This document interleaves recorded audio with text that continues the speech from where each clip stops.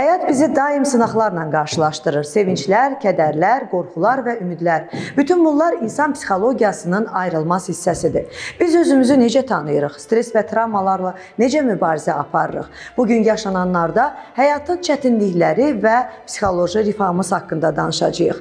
Qonağımız isə yüzlərlə insana ümid və rahatlıq bəxş edən, öz işinə dərin sevgi ilə yanaşan tanınmış psixoloq Narınc Rüstəmovadır.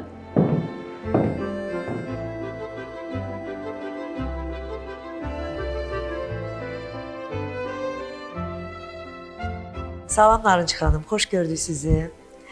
Günümüzdə demək olar ki, hər birimizin ehtiyacı olan bir peşə sahibi bugün bizim qonağımızdır. Psixoloq Narınc Rüstəmova.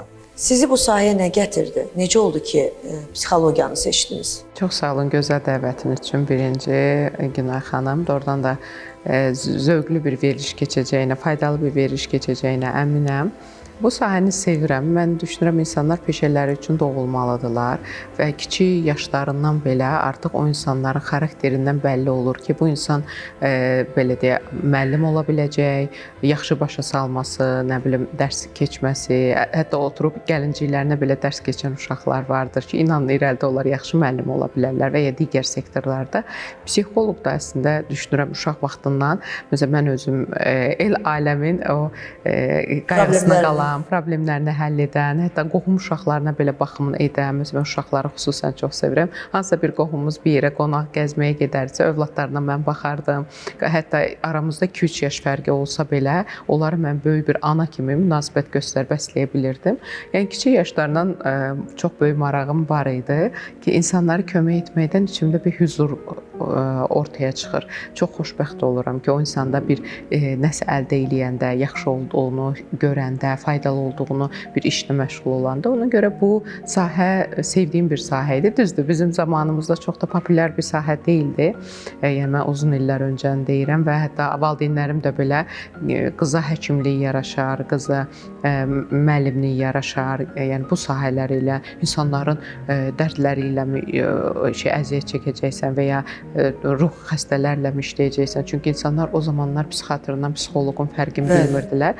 İndi də var bu. Bəli, amma öncələr inanın daha çox idi və bu şəkildə bir valideynlərimin kənarda müdaxiləsi var idi, amma təbii sözümdən dönmədim. Çox sevdiyim bir sahədir. Onun üçün də sonuna qədər getdim və heç peşman deyiləm. Çünki hər səhər sevgi ilə, huzurla oyanıram, işə tələsirəm və axşam da sevinclə qaçıram ki, gedim ailəmin, sevdiklərimin yanına. Yəni insan bu iki şey həyatında varsa, səhər sevgi ilə işə gəlib, axşam da sevgi ilə ailəsinin yanına qayıdırsa, demək ki, o insan xoşbəxtdir. Ona görə mən də özümü çox xoşbəxt hiss edirəm ki, sevdiyim bir peşə ilə məşğulum və əksinə mən həmişə anama da müzakirələrdə deyirəm, o özü müəllimədir. Deyirəm ki, bax sən eyni dərsi hər dəfə illərlə eyni dərsləri uşaqlara keçirsən. Mənim isə həyatımda bir günüm o biri günümdən eyni deyil.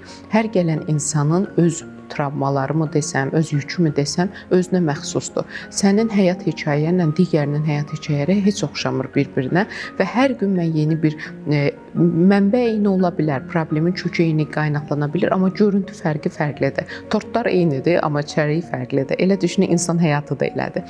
Onun üçün də əksinə heç vaxt işimdən yorulmuram və hər bir gələn pasiyent mənə güvənib qapıdan girə, ümid olan pasiyentə də özüm kimi görürəm və özümə rəva bilmədiyimi öz ailəmdə və ya öz övladlarımda rəva bilmədiyim öz həyatımda kiməsə də arzulamaram, istəmərəm və bacardıqca çalışıram insanlara kömək eləyim.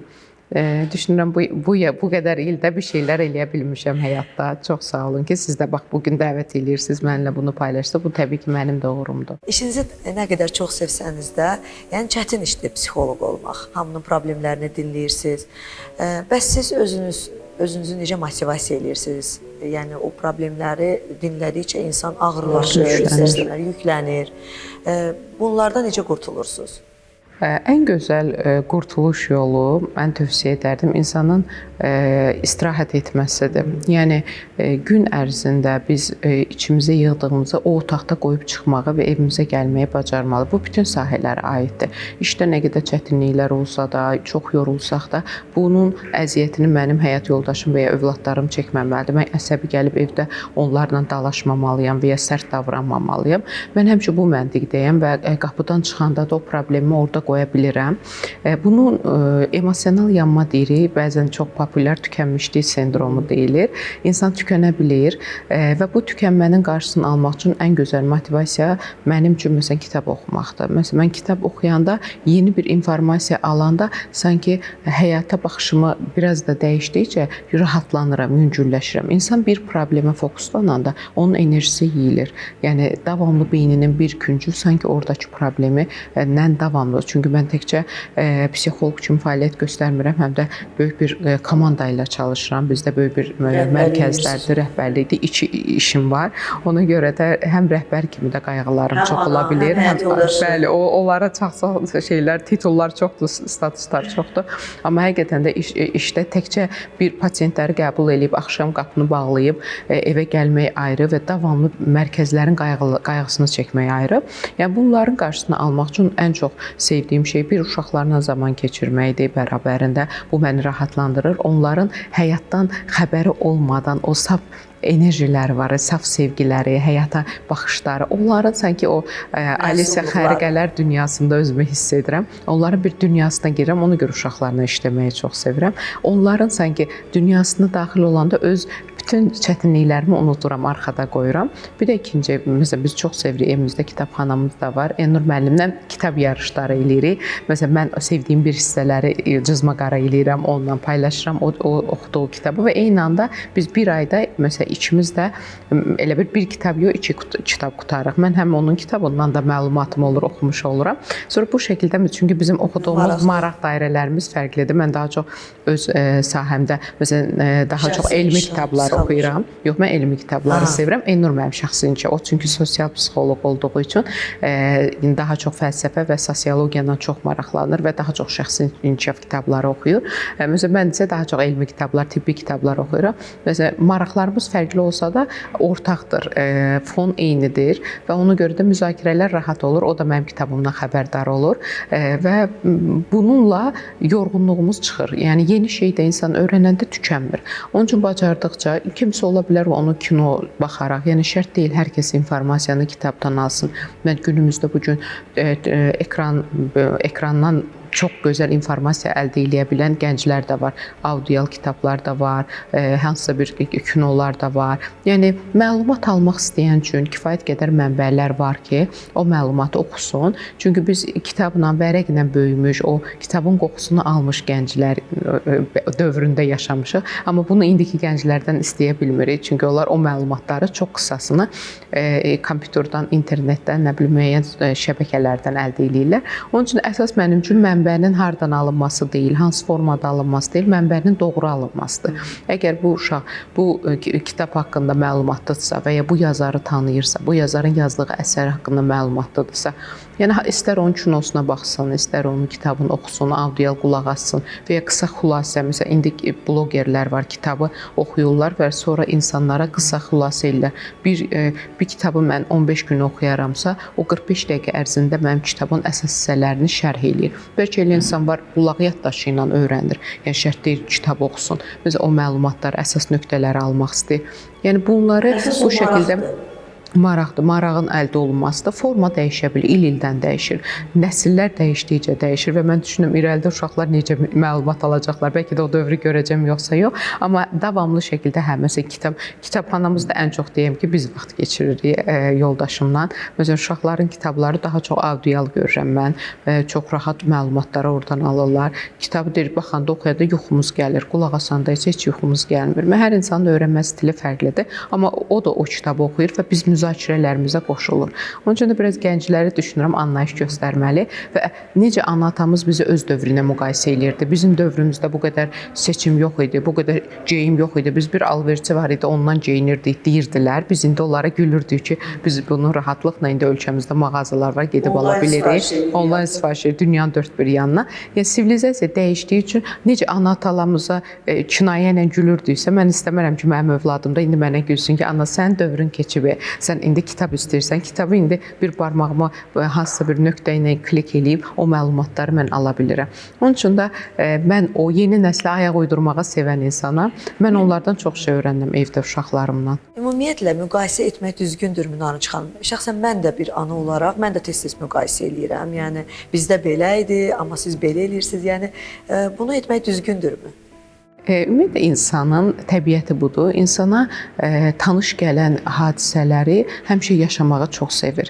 Məsələn, anan özü ilə müqayisə edibsə səni, o duyğu artıq sənə tanışdır və bilmədən də biz anamıza oxşamağa başlayırıq. Bilmədən də müəyyən bir zamandan sonra atamıza, uşaq vaxtı qınadığımız şeyləri bir zaman gözümüzü açırıq ki, mən də atama çevrilmişəm ki, atam evə gələndə necə əsəbi olursa, indi mən də artıq uşaqlara qarşı elə əsəbiyəm. Çünki bu duyğular bizə tanışdır. Biz çünki bunları öncədən yaşamışıq. Çətini yeni duyğuları yaşamaqda kəşf etməkdir.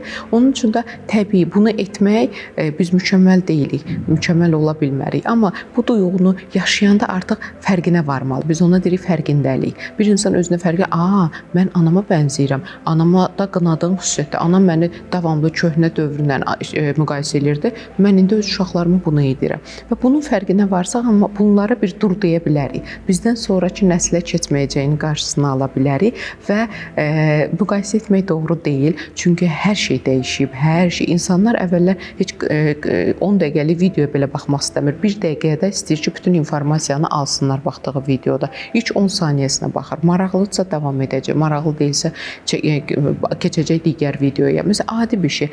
Yəni gənclər günümüzdə artıq hər şey çox sürətlidir. 24 saat belə yetmir. Mən deyirəm, bunu bir günü dəyişdirək, 28 saat elə. Öncədən gün getməzlər. Bu artıq 24 saat deyil, 16 saat. Bəli, çünki o qədər həyatımızda informasiya var ki, gün yetmir, saat yetmir onları həll etməyə. Onun üçün düşünürəm ki, əgər hansı insanlar ki, bizim yaşda olan orta nəsil bu dövrü adapta ola biləcəklər, yəni nəzəri olaraq və Darvinizm nəzəriyyəsi güclülər qalacaq, zəiflər ələnəcək. Hansılar ki, orta nəsil, gənc nəslə ayaq uydura bilmirsə, onlar qalacaq arxada və çox geridə və bu da irəlidə başqa problemlərlə üzləşəcək. Güclülər, ayaq uyduranlar keçəcək o nəsillə bir yerdə addımlayacaq və bu çox təbiidir. Nəsillər arasında fərqin olması əslində anlayış göstərməli və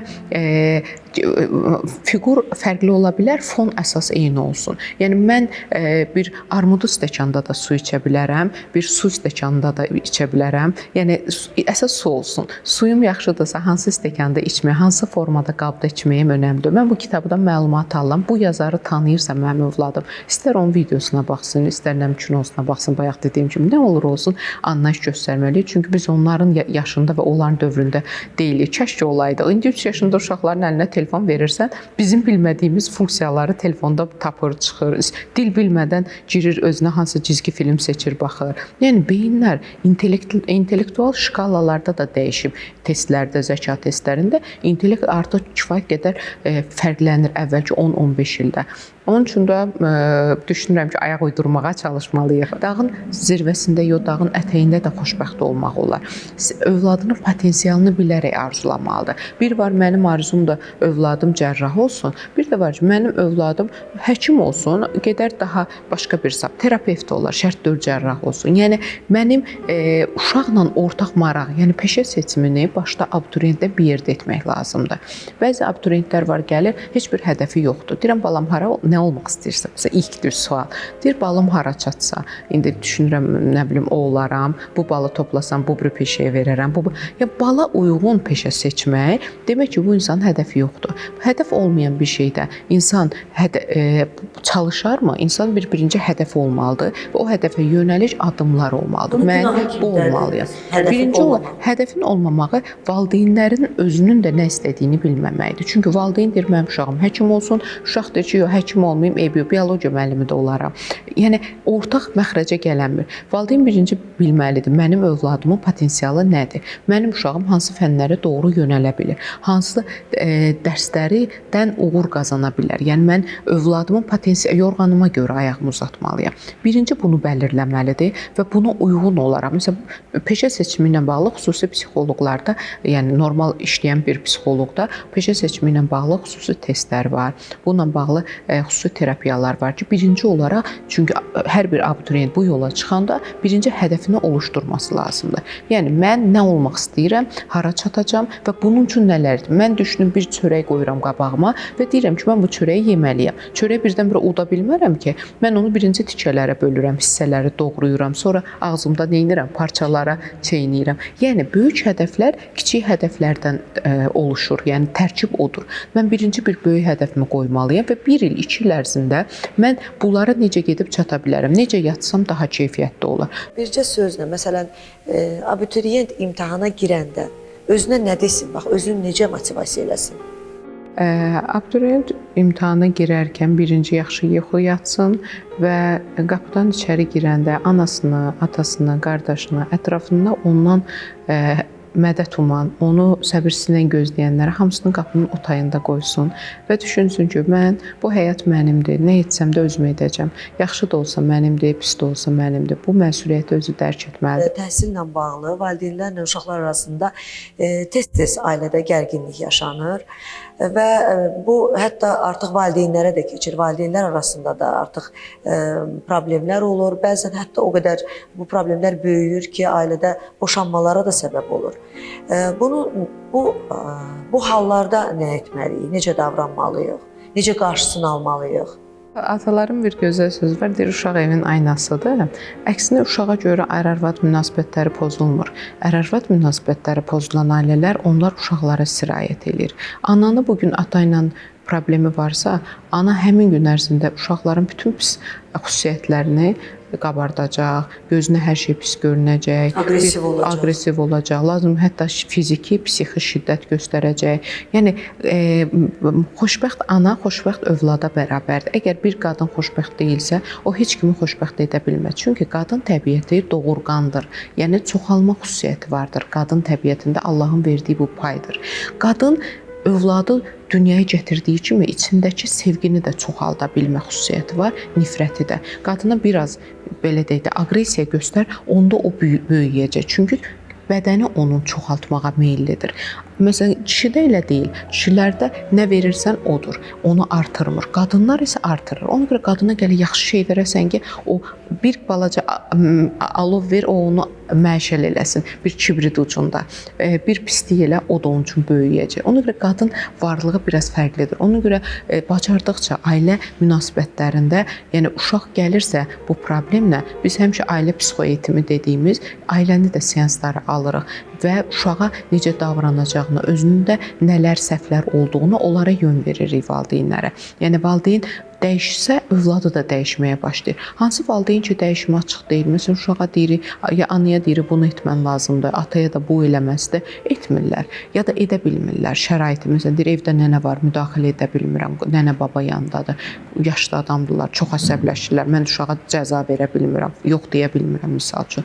Mən deyirəm, nənə yoxdur, hə deyir. Və belə bu şəkildə qarışıq situasiyalarda uşaqların da psixikasında öz izini göstərir. Onun üçün bir uşaq gəlirsə, biz problemi hər zaman birincili ailədə axtarırıq. Xüsusən də 7 yaşa qədər uşağa birinci ailə təsir edir. 7 yaşdan sonra sosial həyatı başlayır deyən məktəb, müəllimlər, digər artıq ətrafda qonşular o çevrə təsir edir.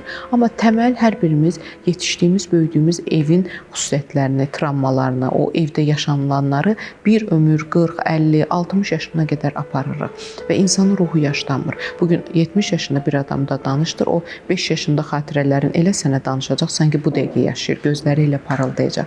Çünki insan zehnində zaman anlayışı yoxdur. Sən bu dəqiqə gözlərini yumub 10 yaşındakı ananın mətbəxdə yemək pişirmə anına qayıda bilərsən. Onun üçün amma cavanlıq elədir. Bu dəri qocalırsa ona çox bir şey edə bilmərsən. Nə qədər əməliyyat olsa belə heç vaxt tam təbiisi alınmayacaqdır. Amma ruh elə deyil. Ruhda zaman anlamı yoxdur. Onun üçün də ruhumuza zədələr verməmək üçün övladlarımızın birinci ər-arvad arasındakı münasibət münasibət, kişi-qadın arasında münasibət sağlam olmalıdır. Və biz bir insanla yola çıxanda yaxşı məşuq olduğuna görə, yaxşı həmsöhbət olduğuna görə, yaxşı dost olduğuna görə seçməməliyik. Sual verməliyik. Bu insan mənim üçün yaxşıdır. Mənə yaxşı dostdur. Mənə yaxşı belə deyək də insandır mənim üçün. Yaxşı ata ola biləcəkmi? Hər adam yaxşı ata ola bilməz. Hər adam yaxşı ana ola bilmir. Elə bir qadındır səni o qədər gözəl dostluğu tutur ki, amma ana kimi ana deyil. Ana kimi övladından xəbəri yoxdur ya da övladın qayğısını çəkə biləcək xarakterdə deyil. Sənin dostundur, yesin, içsin, gəzsin, yanında olsun, səninlə paylaşsın, amma evinə, məsələn, övladına zaman ayıra biləcək deyil. O yetişkənlikdə deyil. Yəni insanlar birinci insan özünə sual verməlidir və evdəki münasibətlərinə baxmalıdır. Əgər məsələn bir xanım evdə öz ev işləri görürsə, anasının evində dəstək olursa, evinin məsuliyyətlərini bölüşdürə bilirsə, paylana bilirsə, o inanın gələcəkdə yaxşı ana olacaq. Bir kişi evinin işıq pulunu ödəyə bilmirsə, 25 yaşında bir kişi evə gəlib 5 köpük pul gətirmirsə və ya hansısa ailə qayğılarını üstlənmirsə, dəstək olmursa, düşünün ki, bu adam sənə necə atalıq, ərlik edə biləcək. Yəni bir insan, dədə-babalar vaxtı ilə psixoloq idi. İnanın, indi psixoloqlar, ağsaqqallarımız, ağbircəklərimiz məsləhətlər verirlər. İndi psixoloqlar var, amma əvvəllər qədər bunu nənə-babalarımız çox gözəl eləyirdi. Deyirdi ki, anaya bax, qızını al. Məsələn, boşuna deyildi ki, yəni biz baxmalıyıq ki, bir insan öz ailəsinə dəyər verirsə, mən o vaxt yoldaşıma deyirəm, necə məsələn məni tanıdın və ya düşündün ki, çünki yoldaşım gec yaşda evlənib və biz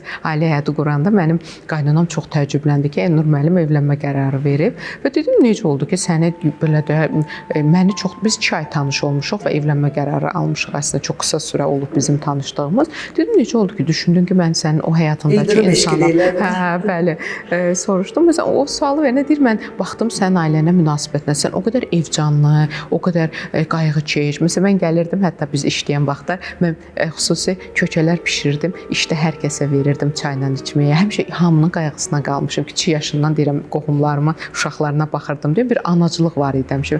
Deyirəm məsələn bu xüsusiyyətini çox xoşlayırdım ki, sən yaxşı ana ola bilərsən. Yaxşı hamının qayğısına. Kimin çətinliyi olurdu, sən onun üçün qaçırdın onun dərdini. Bu mənim məsələn çox xoşuma gəldi. Məsələn bir kişi də baxmamız lazımdır ki, məsələn mən yoldaşımı həmişə görərdim. Hər səhər ana atası ilə telefonla danışır. Onların ailəsi Cənub zonadan da Astaradan buradan ora salam olsun. Hər gün yığar səhər ata-anası ilə işdə danışardı. Otağında Elnur müəllimin yarım saat ailə saatı idi. Biz o saatda onun otağına girməzdik ki, atası ilə danışır, çətlə danışırlar. Yəni mən nə görürdüm? Bu adam hər gün ailəsinə diqqət göstərir, hal-əhval tutur, ailəsinə qayğı göstərir. Mən fikirləşirəm bu sabah mənə də o qayğımı çəkəcək. Mənim də hər səhər üzümə xoş baxacaq, övladlarıma diqqət göstərəcək. Həqiqətən bir insanı təkcə özün üçün egoistlik tanımamaq. Hə bu məni gəzdirir, mənə bahalı hədiyyələr alır və ya bunu belə eləyir. Hə bu mənə yaxşı ər olacaq deyə düşünməməliyik qadınlarımız. Biz onu köpüyük. Bəli, titul. Bugün var, sabah yoxdur. Onun üçün də valideyn biz düşünməliyik ki, toya qədərki periodu yox, toydan sonra bizi nə gözləyir? Mənimsə bu övladım olsa bu vaxtında evə gələcəkmi, uşağını aparıb gəzdirəcəkmi, yatmayan vaxtı bir yarım saat götürüb qucağında yellədəcəkmi? Mənə dəstək olacaqmı? Çünki həyat müştərəkdir. Günümüzdə o artıq dövr gedib uşağı atan yanında oynatmaz nəsli var idi. Biz heç ailəmiz atam qucağında oynatdığı vaxtı xatırlamaram. İndi artıq gənclər öz övladlarını öpürlər ana atasının yanında. Zaman keçdikcə birazdan kişilər də müəyyən ev işlərində kömək eləməlidirlər. Bacardığı qədər. Yəni bu yükləri bölünməsi və bu ailə tamlığı olduğu zaman uşaq da yetişir. Bax inanın, yoldaşım hansı bayramlara evdə təmtəraqlı qeyd edirsə mənə, uşaqlarım da o bayramlara böyük həvəs duyur. Çünki bilirlər ki, o gün biz ata üçün dəyərlidir. Eyni şeyi də məsələn, mənim də artıq oğlum yeniyetmədə öz sevdiyi qıza edir. Görürəm ki, onun üçün bunu eyni atasına oxşar hərəkətləri edir. Görürəm ki, artıq onu təqlid edir. Çünki uşaq onu görür. Pis şey görsəydi heç ata bir anıya, məsələn, mənim yoldaşım istədiyi vaxt mənə gül alıb gətirə bilər. Heç vaxt bayram gününə xüsusi nəsə etməz, ayrı gül. Məsələn, mənim oğlum da bir də görəm məktub yazıb gətirib verər mənə. Balacam bir də görəm ürəkdən nə deyirəm, bugün nə günüdür? Deyirəm, amma ana nə gün ola bilər ki? Bugün ürəyimdən keçdi, səni fikirləşdim, hazırladım. uşaqlar gördüklərini model alırlar. Onun üçün də biz əgər bir uşağa bir şey öyrətmək istəyiriksə, birinci bunu özlərimizdə övlada göstərməliyik. Mən oğluma yemək bişirmək belə öyrətmişəm. Deyirəm gəlinim irəlidə mənə dua edəcək. Deyəcəm amma rəhmətli olsan, deyəcək Allah rəhmət eləsin, sağ olsun, anan səni belə yetişdirib. Sən ac olanda durub özü bir yemək, yumurta bişirib yeyə biləcəksən. Deyən sabah əsgər gedəcəksən. Yəni bunu analar da düşünməlidir. Mən oğlu yetişdirirəm, sabah gəlin mənə deməsin ki, ay ana bu corabı belə mən geyindirirəm bu oğlana. Bunu niyə belə tənbəl böyütmüsən? Bir oğlan evin bazarlıq xərclərini bilməyən adamdırsa, bu sabah sənin evinə necə bazarlıq eləyəcək? Ona görə valideynlər uşaq sayının az olması valideynlər uşaqları çox ərkönləşdirir. Əvvəl 6 uşaq, 5 uşaq, 4 uşaq var idi və uşaqlar bir-birini böyüdürdülər. Sosiallaşırdılar, iş bölgüsü olurdu, məsuliyyət hissi olurdu. İndi bir uşaq, maksimum 2 uşaq. Bir övladım var, hər şey yaxşısı olsun. Bir övladım var, mən niyə onun yerini yığışdırırım ki? Özüm yığışdırıram. Bir də nədir də, nə olacaq? Bir-birinə kömək eləmək. Yerini yığışdıra bilməyən uşaq, özünə baxa bilməyən uşaq irəlidə necə həyatını qura biləcək? Sonra deyirik, uşaq dərsini oxumur, uşaq pasaqlıdır, çinmir. Və sən bunu balaca vaxtda öyrətmirsənmi? Uşağımın otağı 15 yaşında gətirir ki, naçxam girərsiz, bir cığır var, zibilxana yoxşur, qoymur da yığışdırım, qalıb hər şey ortada. Mən deməmiş başını yumaz, başı yağlı qalır. Məsələn, niyə? Çünki öyrətməmsə, məsuliyyət hissi verməmsə. Hər şey məsuliyyətdən başlayır. Kiçik yaşlarından bunlara başlamaq lazım. 1 yaş yarımından çəngəl qaşıq tutma, sərbəst yemə, yavaş-yavaş əynini geyinmə, köynəyinin bir qolunu geyinir, yavaş-yavaş şalvarını geyinmə, ayaqqabını bağlamağı öyrənir, dişlərini yumağı öyrənir. Hamısı uşaq ayaq açıb yeriməyə başladığı andan uşaqlar var 4 yaşında gəlir, blenderla yeməklər yeyirlər. Hamısı nitq qüsuru. Telefonla yemək yeyir. Deyirəm, vaxt var idi, xatırlayarsınız, biz yemək yedizdirəndə ana atamız deyərdi, təyyarə quş gəldi, ağzını aç, anan xətrinə, nənən xətrinə. Bir dənə bunu yer, nənə paydı. İndi uşaq analar nə edir? Telefon açır, cizgi filmdən elə rahat yer narı çıxan. 10 dəqiqə uşağın qarnı toxdur. Yoxsa belə yedizdirəm. Niyə özünə əziyyət vermək istəmir? Biraz meymunluq elə qabağında, bir gəlinci götür, oynat ki, rahat gəlir axı. Telefon. Bugün mən restorana gedirəm, dünən bazar günü idi, məsələn, həftə sonunda, bazar gününün də birində baxıram ki, valideynlər söhbət edir, uşağın əlində telefon, durmadan ona baxır, sakitcə. Ad da oldu ki, biz ailəvi bazar istirahətindəyik. Bir şəkil də yəqin qoyub profilə qoyacaqdır. Amma bu istirahət deyil. Sən övladınla söhbət etmirsən, zaman keçirmirsən. Araya ekran girir. Artıq ekrana məruz olan uşaqlar çoxalıb. Zamanımızın bəli, əsrin bəlasıdır. Mən valideynlərə də deyirəm, bu televizor planşet çıxandan mənim işim artıq. Mən xeyir verirsiniz deyirəm, onu alıb verəndə o planşeti. Yəni bu gün uşaqlar ona çox baxır. Cizgi filmlə yeyən, müəyyən bax belə təməl ehtiyaclarını yatan, musiqi qoyuram, yatır. İndi təzə musiqilər çıxıb. Laylay demək çətindir. Biz laylayla böyümüşük.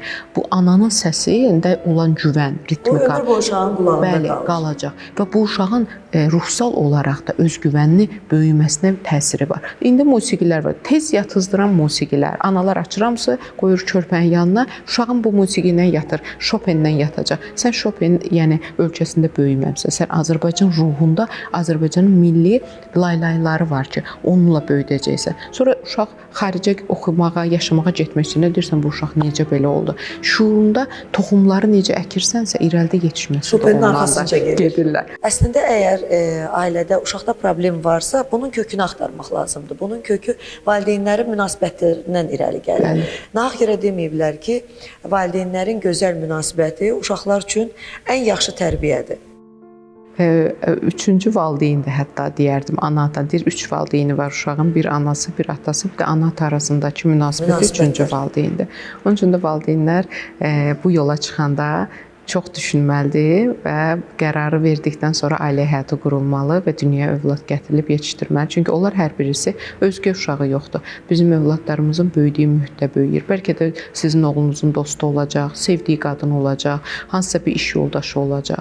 Onun üçün də hər bir uşağa bu diqqət qayğımızı göstərməliyik. Amma çox sevgi vermək də ziyandır, az sevgi vermək də ziyandır. Ortanı tutturmaq lazımdır. Bəlkə də qarşıda bu problemləri aradan qaldırmaq üçün, yəni olmaması üçün Gənclər ailə qurmamışdan öncə sizin yanınıza gəlməlidirlər. Bəli, Yəni evlilik bu öncəsi gələndə psixoloji olurmu? hazırlıq bəli olmalıdır. Necə ki psixiatr müayinəsi tələb olunursa, əslində psixoloq müayinəsi də tələb olunmalıdır. Xarici praktikada bu belədir, amma bizdə hələ ki ancaq psixiatrik müayinə tələb olunur ki, ruhi pozuntusu varmı, yoxmu, qeydiyyatdadırmı? Yəni bunlara bax tələb olunur, amma başqa digər psixoloji yox. Amma Avropada hər bir yerdə evlilik öncəsi psixoloji hazırlıq və belə bir sual yaranır. Yaxşı, məni bu ailələr tanış eləyib, nişandır, toyumuz olacaq. Mən gedib psixoloqla nə danışacağam? Psixoloq mənə deyəcək ki, siz bir-birinizə uyğun deyilsiniz. Nə edəcəm? Mən üzüyümü qaytaracağam, nişanımı qaytaracağam. Necə ola bilər? Biz hər zaman deyirik, bir-biri ilə uyğun olmayan insan yoxdur. Bax, heç bir-birini sevməyən bir insanı götürün, qoyun adaya.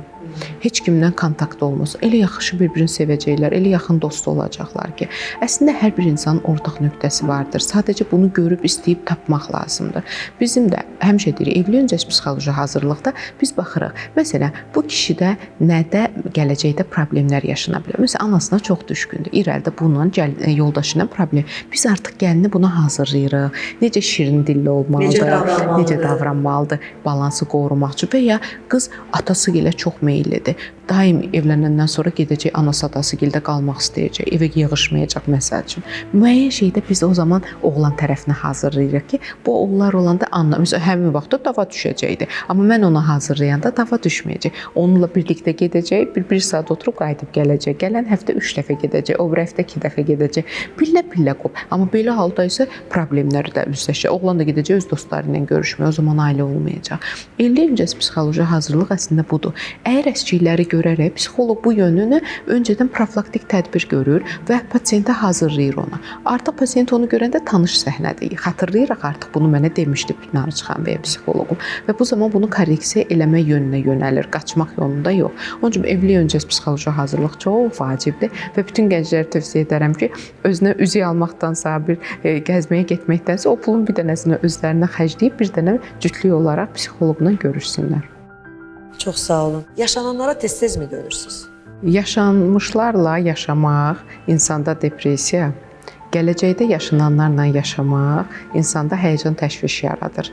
Nə çox gələcəyi düşünmək lazımdır, nə çox keçmişə baxmaq lazımdır. Bugünü yaşamaq lazımdır. Bu gün var, o gündə bu gündə. Hətta deyil hər gününü son günün kimi yaşamaq və bunu hiss etməmiz lazımdır. Gününüzün dadını çıxarın və bizim yaşadıklarımız demək ki, bunu lazım imiş ki, biz yaşadıq. Əsas o da ondan təcrübə qazanaq və bir daha o səhv dediyimiz səhvləri etməyək, yaxşı olan şeyləri. Məsələn, mənim telefonumda heç bir zaman bir neqativ şəkil görmərsiniz, bir neqativ video görmərsiniz, bir ağlayan şəklimi heç vaxt çəkmərəm və ya bir çiskinli yağışı heç vaxt çəkmərəm. Hər zaman gözəl xatirələr birikdirirəm. Çünki bu xatirələr bizim zehnimizə də yazılır və biz bu xatirələr şəkillərə dönüb baxanda bədbin musiqiləri məsələn dinləmirəm heç bir zaman. Çünki həmişə ağlımda yaxşı şeyləri, pislikləri həyatımdan hər zaman silirəm və saxlamıram. Hətta mənim anam deyir, sən necə unutqan adamsın? Deyirəm, unutqan deyiləm, özümü unutmaq istəyirəm. Keçmişlə yaşayan insan deyiləm. Keçmişdəki neqativ hadisələr və insanlara da onda o zaman daha pozitiv, daha enerji. Çünki keçmişlə yaşamaq sizi depressiyaya sürükləyəcək. Gələcəyi də çox fikirləşsəz həyəcan basacaqsınız. Nə olacaq, nətər olacaq? Bunu istəyirəm, olacaqmı, olmayacaqmı? Gününüzü yaşayın və doğru yaşadığınız gün sizin bir gələcək işıqlı gələcəyinizdir və eynilə də bu gün yaşadığın yaxşı bir gün sənin dönənində qalan bir günündür. Yəni onun üçün də bu günə fokuslanıb, bugünün anın dadını və yarımçıq işləri də elə həmin gün tamamlamaq lazımdır. Bir ənənəvi sualımız var və sizin bu suala cavabınız çox maraqlıdır ki, bir psixoloq bu suala necə cavab verərdi? Mən heç vaxt. Bu cümləni necə tamamlayardınız? Maraqlı sualdır. Mən heç vaxt demirəm. Və günümdə peşəmin bəlkə də verdiyi bir xüsusiyyətdir ki, həmişə insanların ən yaralı nöqtələrini görmüşəm. Bəzən heç mən bu səhvi etmərəm deyən insanın o səhvi etdiyini görmüşəm. Onun üçün də heç vaxt demirəm. Həmişə deyirəm, nə olur insan üçündür. Nə olur insanın aşa bilməyəcəyi bir şey deyil. Hər şey insan üçündür. Pisdə, ağrıda, acıda, ölümdə, yasda ən pis xəbər belə insan üçündür və nə gözəl ki, Allah acının yaddaşını insana verməyib. İnsan şirinin yadında saxlayır, acını yox. Onun üçün də acı şey belə olsa, mənim zehnim onları unudacaq gücdədir hər birimizin insan olaraq. və heç vaxt demirəm, hər şey yaşaya bilərəm. Belə bir çizgim, qırmızı bir çizgim yoxdur. Gözəl şeylər yaşayasınız. Amin, Çox, amin çox sağ olun. cümləmiz.